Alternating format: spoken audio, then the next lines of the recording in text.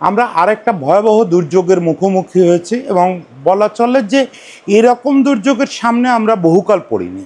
এর চেয়ে বড় বন্যা বাংলাদেশে হয়েছে, কিন্তু এটা যেটা ঘটেছে ফেনী, খাগড়াছড়ি সহ ওই পুরো এলাকাটা, দক্ষিণ পশ্চিমাঞ্চলটা হঠাৎ করে এক রাতের মধ্যে অনেকটা ফ্ল্যাশ ফ্লাডের মতো তলিয়ে গেছে। একদম মানে লাখ লাখ মানুষ গৃহবন্দী, অনেক মানুষ প্রাণ হারাচ্ছেন, কত মানুষ মারা গেছে এটা আসলে এখনো পর্যন্ত বোঝার কোনো উপায় নেই।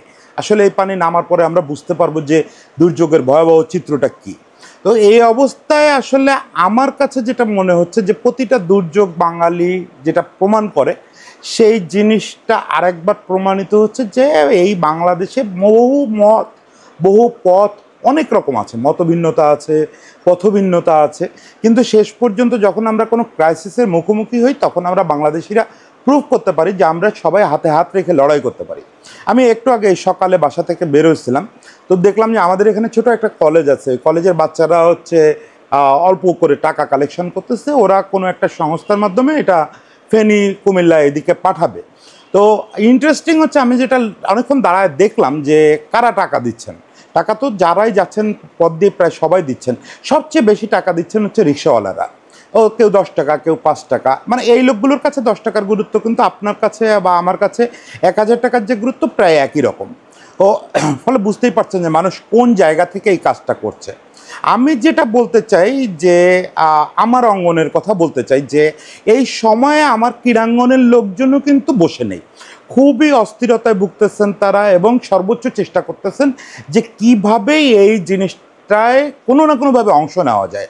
আপনারা জানেন যে আমাদের অধিকাংশ টপ ক্রিকেটার এখন পাকিস্তানের জাতীয় দল এবং এ দল এখন পাকিস্তান সফর করছে, ফলে আমাদের বেশিরভাগ ক্রিকেটারের পক্ষে সশরীরে এখানে মাঠে নামা সম্ভব হচ্ছে না। কিন্তু যারা দেশে আছেন তারা কিন্তু ইতিমধ্যে কাজে নেমে পড়েছেন।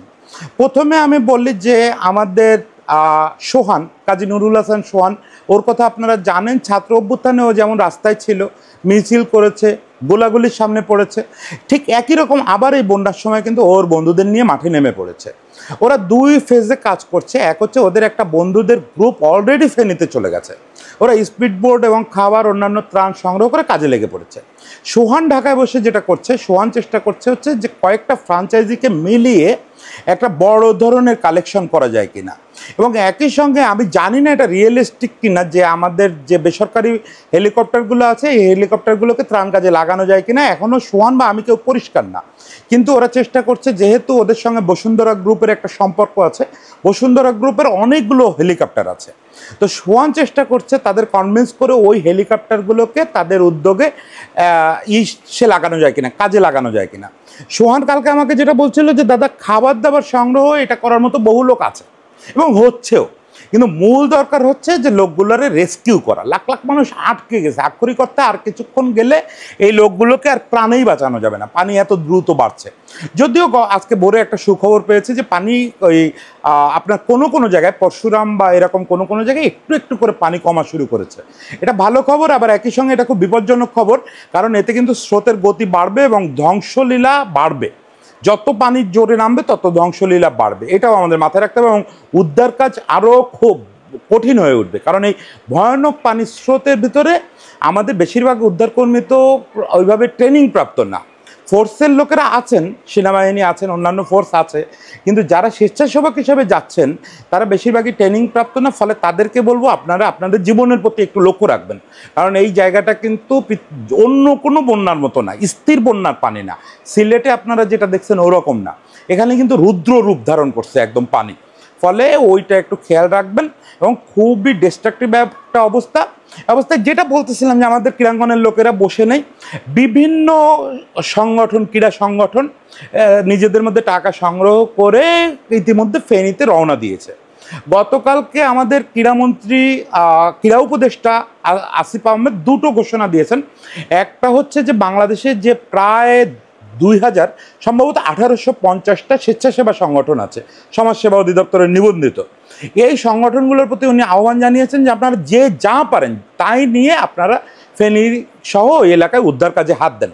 এটা একটা দারুণ ব্যাপার, কারণ এই যে সমাজসেবা সংগঠনের নিবন্ধন নেওয়া হাজার হাজার যুবক আছে, কয়েক লক্ষ যুবক আছে, এই যুবশক্তিকে কাজে লাগানো তো এটাই সেরা সময়। দারুণ একটা ডাক দিয়েছেন উনি, আমি আশা করি স্বেচ্ছাসেবী সংগঠনগুলো এই ডাকে সাড়া দেবে। আর একটা ব্যাপার করেছেন উনি, যে ওনার নিজের এ মাসের যে বেতনটা, এই বেতনটা উনি প্রধান উপদেষ্টার ত্রাণ তহবিলে দান করেছেন। এটা একটা অসাধারণ দৃষ্টান্ত, এবং এই দৃষ্টান্তটা আমরা দেখছি যে আমাদের কর্পোরেট ওয়ার্ল্ডে অনুসরণ করছেন অনেকে। ইতিমধ্যে বাংলাদেশের সবচেয়ে বড় এমএফএস প্রতিষ্ঠান বিকাশ, তারা প্রথম ঘোষণা দিয়েছে যে তারা একদিনের, সকল কর্মীর একদিনের বেতন এই দুস্থদের সহায়তায় দেবে। এরপর আমি যে সংস্থায় চাকরি করি নগদ, এই এমএফএস প্রতিষ্ঠানও একই ঘোষণা দিয়েছে যে একদিনের বেতন দেবে। পাঠাও একই ঘোষণা দিয়েছে। মানে বাংলাদেশের সবচেয়ে বড় 3টে স্টার্ট আপ কোম্পানি তারা কিন্তু একদিনের করে বেতন এই বন্যার জন্য দিয়েছে। এছাড়া আমি এর সঙ্গে যেটা যুক্ত করতে চাই, যে আমি আমাদের দেশে ছোট ছোট অনেকগুলো আমাদের ক্রিকেট বা ক্রীড়া বিষয়ক সংবাদ প্রতিষ্ঠান আছে। তার ভিতরে একটার সঙ্গে আমি দীর্ঘদিন ইনভলভ ছিলাম, খেলা 71, ছোট প্রতিষ্ঠান, তাদের সামর্থ্য কম, তারাও কিন্তু একদিনের বেতন এই ত্রাণ কাজে সহায়তার জন্য প্রদানের সিদ্ধান্ত নিয়েছে। এছাড়া অন্যান্য খেলার সংগঠন একই কাজ করছে। আবার আপনি দেখবেন যে আমাদের বেশ জনপ্রিয় এখন কন্টেন্ট ক্রিয়েটর, সাবেক ক্রিকেটার এবং উপস্থাপক আবিদুল ইসলাম সামি, ওদের একটা ক্রিকেটারদের গ্রুপ আছে, বেশ বড় গ্রুপ। ওরা সবাই মিলে উইকেন্ড ক্রিকেট বা এই জাতীয় ক্রিকেট খেলে। ওরা কিন্তু একটা নিজেদের মধ্যে একটা ফান্ড কালেকশন করে ওরা অলরেডি গত পরশু রাতে ফেনী চলে গেছে। মানে ক্রিকেটাররাও আসলে বসে নেই। আর দেশের বাইরে যারা আছেন আমাদের ন্যাশনাল ক্রিকেটাররা, তারা আপনারা সবাই দেখছেন যে ফেসবুকে সবসময় আহ্বান জানাচ্ছেন যে যে যেভাবে পারেন এটাতে অংশ নেন। এবং তারা অনেকেই, আমি জানি, অনেকের সঙ্গে আমার পার্সোনালি কথা হয়েছে, এর মধ্যে পাকিস্তানে যারা আছেন তাদের অনেকে নিজস্ব উদ্যোগে বিভিন্ন ফান্ডে, আসুন্না ফাউন্ডেশনে বা ওই যে কী নাম ওদের, ভুলে গেলাম, ওদের মাধ্যমে এই ডোনেশনগুলো পাঠাচ্ছেন। ইতিমধ্যে আমি দেখছি বিভিন্ন মন্দির মসজিদ থেকেও টাকা কালেকশন করে এভাবে পাঠানো হচ্ছে। মানে একটা জিনিস সত্যি, যে ওই যে আমাদের কে যেন এর মাঝে দেখলাম ফেসবুকে লিখেছেন যে আমরা একবার যখন রাস্তায় নামতে শিখেছি তখন আমাদের পানি দিয়ে হোক আর যেভাবে হোক মারা যাবে না, আমরা বাঁচতে শিখে গেছি। এইটা খুব সত্যি কথা। আর এইখানে একটা জিনিস একটু সংযোজন করতে চাই, যে গতকালকে আমি একটা লাইভ করেছিলাম আমাদের সাইফুদ্দিনকে নিয়ে, যে সে আসলে কোথায় আছে, কি আছে, আমরা কেউ জানি না। আসলে এই চিত্রটা তাই ছিল। সাইফুদ্দিন সম্প্রতি অবসাদ জনিত কারণে, মানসিক অবসাদজনিত কারণে জাতীয় দল থেকে ছুটি নিয়েছেন। মানসিক অবসাদের কারণও আপনাদের মোটামুটি জানা, যে ওই যে টরন্টো লিগের জন্য ভিসা পায় নাই, এছাড়া ওর কিছু ক্রাইসিস যাচ্ছিল। সব মিলে ও ছুটি নিয়ে ওকে ঢাকায় আছে না ফেনীতে গেছে, এই জিনিসটা আমরা নিশ্চিত ছিলাম না। খুব দুঃখজনক হলো যে এই জিনিসটা নিশ্চিত হওয়ার দায়িত্ব আসলে বিসিবির। তাদের জানার কথা যে তাদের একজন খেলোয়াড় কোথায় আছে, ও ঢাকায় আছে না ফেনীতে আছে। আমি গতকাল সকাল থেকে অনেকভাবে চেষ্টা করেছি ওকে রিচ করার, কোনোভাবেই ওকে ফোনে পাচ্ছিলাম না। পরে আমি বুঝলাম যে আসলে ও নিশ্চয়ই ফেনীতে আছে, যে জন্য ওকে ফোনে পাওয়া যাচ্ছে না। তারপরেও আমি ঢাকায় খোঁজ খবর নিলাম, ঢাকায় প্রায় কেউই বলতে পারে না ও কোথায়। ও পরে ঢাকায় আমাকে একজন টিম বয় নাসির, ও বলল যে দাদা, ও সাইফুদ্দিন ভাই যদি ঢাকায় থাকতো তাহলে আমি তার মাঠে দেখতাম, কারণ ও তিনি ঢাকায় থাকলে মাঠে না আসা হয় না, একবেলা না একবেলা প্র্যাকটিস করে, তার মানে উনি ঢাকায় নাই। পরে আমি এই লাইভটা করলাম যে ও যদি ফেনীতে থাকে ওর ব্যাপারটা একটু আপনারা উদ্ধারকারীরা মাথায় রাখেন।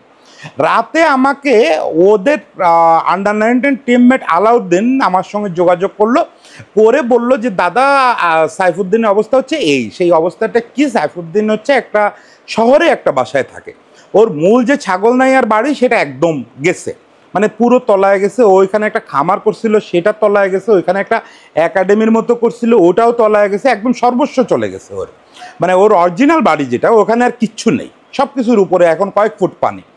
আর ও এখন থাকে হচ্ছে ফেনী শহরে একটা সম্ভবত 8তলা বিল্ডিংয়ে, ওটা 5তলায়, ওইটারও 2তলা পর্যন্ত পানি চলে আসছে। বিদ্যুৎ নেই, মোবাইলে চার্জ দিতে পারতেছে না। তো ওখানে যেটা করছে, ও একটা জিনিস আপনাদের বলি, যে আমাদের মোবাইল ফোন অপারেটররা ওই বন্যা দুর্গত এলাকায় প্রত্যেকটা টাওয়ারে তাদের জেনারেটর ইউজ করে মোবাইলে চার্জ দেওয়ার ব্যবস্থা করছে। ওরকম একটা উপায়ে সাইফুদ্দিন মাঝে মাঝে মোবাইলে চার্জ দিচ্ছে, চার্জ দিয়ে দু একজনের সঙ্গে জরুরি আলাপ করছে। তারই অংশ হিসেবে গতকালকে সে একটা ভিডিও পোস্ট করে জানিয়েছে যে সে সুস্থ আছে। ও তার আলাউদ্দিন আমাকে বললো যে ওদের মূল ক্রাইসিস হচ্ছে খাবার পানির, যেহেতু পানি টানি সব বন্ধ আছে, ফলে ওর বন্ধু বান্ধব নৌকায় করে পানির বোতল নিয়ে নিয়ে ওর বাসায় পৌঁছায় দিচ্ছে, ওরা আটকে আছে, ওখান থেকে ঢাকায় আসার কোনো উপায় পেলে তবে ওরা ঢাকায় আসবে। তবে সাইফুদ্দিন এই অবস্থায় চুপ করে নেই, তার যে বন্ধু বান্ধব আছে কিকেটিও সেক্টরের ফেনীর, তারা কিন্তু অলরেডি উদ্ধার তৎপরতায় হাত লাগিয়েছে। সব মিলে আমি বলতে চাই যে পুরো বাংলাদেশের চোখ এখন আসলে এই বন্যা দুর্গত এলাকায়। এবং আবারও বলি যে এটা ধ্বংসলীলা কতটা, এটা আমরা পানি না নামা পর্যন্ত বুঝতে পারবো না। এখন শুধু বুঝতে পারতেছি যে কয়েক লাখ লোক বন্দী হয়ে আছে, খাবার কষ্টে আছে, অন্যান্য কষ্টে আছে, জীবনের কষ্টে আছে, তাদের পাশে নেমেছে আবার কয়েক লাখ লোক। কেউ বাড়ি বসে হেল্প করছে, কেউ রাস্তায় নেমেছে, কেউ ফেনীতে চলে গেছে বা কুমিল্লায় চলে গেছে। ও এটা একটা অসাধারণ অবস্থা চলছে। একদিকে যেমন আমরা একটা ভয়াবহ দুর্যোগের সামনে পড়েছি, সেরকম একটা ভয়াবহ মানবিক কর্মযজ্ঞও দেখতে পাচ্ছি। তবে আমি দুটো সাবধানবাণী এখানে দিতে চাই। এক হচ্ছে যারা আবেগাক্রান্ত হয়ে এই মহাযজ্ঞে লাভ দিয়ে পড়ছে কারা, মূলত একেবারে কিশোর থেকে শুরু করে তরুণরা। তো এরা তো এদের মূল সম্বল তো আবেগ এবং যে আমরা যেটাকে বলি জোশ, দেশের প্রতি জোশ, মানুষের প্রতি জোশ। তো এটাকে সম্বল করে যারা ফেনীতে গেছেন, আমি ফেনীতে বারবার কথা বলতেছি, একটা জিনিস আপনারা প্লিজ বি কেয়ারফুল। জায়গাটা কিন্তু এখন সাধারণ বন্যা বা সাধারণ দুর্যোগের নাই। গতকাল রাত থেকে বারবার খবর পাচ্ছি যে এই জায়গায় যাওয়ার পথেই বিভিন্ন জায়গায় স্রোতে গাড়ি দাঁড়াতে পারছে না, মানে পাকা রাস্তায়। ক্যান ইউ ইমাজিন যে হাইওয়েতে আপনার গাড়ি চলতে পারতেছে না স্রোতের ধাক্কায়। সেখানে আপনি নামবেন, নামার পরে মূল ফেনী শহরে যাওয়ার আগে 5-6 কিলোমিটার জায়গা এমন আছে যে জায়গায় আসলে নৌপথে যাওয়া ছাড়াও কোনো উপায় নেই। এরপরে আবার শুকনো জায়গা আছে। তারপরে মূল বন্যা দুর্গত এলাকায় পৌঁছাতে গেলে আপনাকে প্রায় 10 কিলোমিটার ওই ভয়াবহ স্রোতের ভিতর দিয়ে এগোতে হবে। ইতিমধ্যে ফেসবুকে দেখলাম, সত্যি কিনা জানি না, যে একটা স্বেচ্ছাসেবকদের স্পিডবোট উল্টে গেছে, 7 জন স্বেচ্ছাসেবক নিখোঁজ। মানে এখানে সাধারণ নৌকা বা সাধারণ দক্ষতার স্পিডবোট চালক যাদের এরকম স্রোতে চালানোর অভিজ্ঞতা নেই, বিভিন্ন জায়গা থেকে অনেকে নিয়ে যাচ্ছেন ধরে, এদের পক্ষে কিন্তু সার্ভাইভ করে থাকা খুব কঠিন, প্রায় অসম্ভব। আপনাদেরকে আমি নিরুৎসাহিত করছি না, কিন্তু অবশ্যই দক্ষদের সাপোর্ট নেন। আমি এক্ষেত্রে যেটা বলবো যে সেনাবাহিনীর যে টিমগুলো আছে, এই টিমগুলোর সঙ্গে কাজ করেন, নিজেরা আলাদা আলাদা করে কাজ করার চেষ্টা না করে সেনাবাহিনীর টিমগুলোর সঙ্গে কাজ করেন। ওনাদের তো নানা রকম দক্ষতা আছে, এক্সপার্টাইজ আছে, ওনারা যে কোনো সিচুয়েশন হ্যান্ডেল করতে জানেন। ফলে ওনাদের সঙ্গে কাজ করলে ওনাদেরও উপকার হবে, আবার আপনাদেরও জীবনের সংখ্যাটা কম থাকবে। তবে আমি নিশ্চিত, ঘরে বসে আমি যত জ্ঞানের কথা বলি না কেন, আপনারা আমাদের চেয়ে পরিস্থিতি অনেক ভালো বুঝতেছেন। ফলে একটু সাবধানে থাকবেন, আপনাদের জীবনও মহামূল্যবান। আর যারা ঢাকায় কালেকশন করতেছেন, টাকা কালেকশন করতেছেন, তাদের জন্য একটা কথা বলি, ভাই কোনোভাবেই যেন আমানতের খেয়ানত না হয়। একটা পয়সাও যে দিচ্ছে, যে দরিদ্র রিক্সাওয়ালা 5টা টাকা দিচ্ছে, ওই টাকাটা কিন্তু 5 লক্ষ টাকার সমান মূল্যবান। ওই 5 টাকার দিকে কিন্তু উপরওয়ালা চেয়ে আছে যে ওই 5 টাকা জায়গা মতো পৌঁছায় কিনা। আমি জানি আপনারা সবাই মহৎ উদ্দেশ্যে রাস্তায় নামছেন, কিন্তু প্লিজ দেখবেন যে আমানতের খেয়ানত না হয়, কোনোভাবেই যেন দুর্নাম না হয়। সবাই ভালো থাকবেন, এই দুর্যোগ থেকে আমরা যেন অনতিবিলম্বে উদ্ধার পাই।